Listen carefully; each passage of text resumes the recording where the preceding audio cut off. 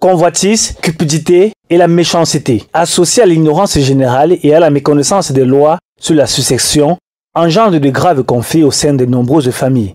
Ces disputes, souvent motivées par des prétextes fallacieux tels que l'âge ou le statut, plongent ces familles dans un chaos perpétuel concernant le partage des biens ou la succession au poste de responsabilité ou de chef de village.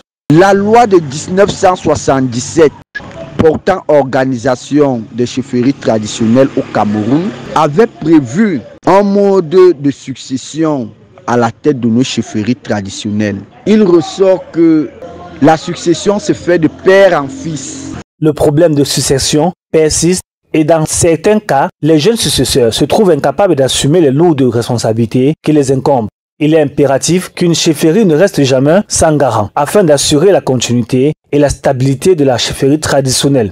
Dans certains cas, les successeurs, compte tenu de leurs âges, se trouvent dans l'incapacité d'assurer leur lourde mission.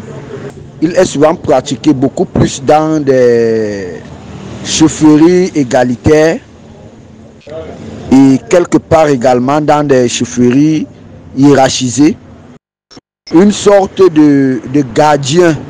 Afin que ce genre de situation n'arrive plus, les juristes proposent des pistes de solutions.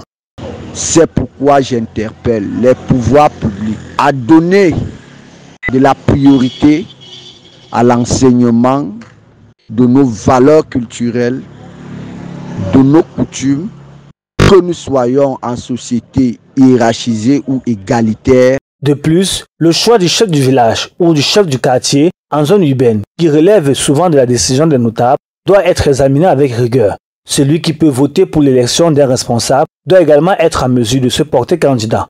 Toutefois, certaines personnes sont appelées à voter pour élire un chef ou un roi, tout en étant exclues de la candidature en raison de leur statut familial.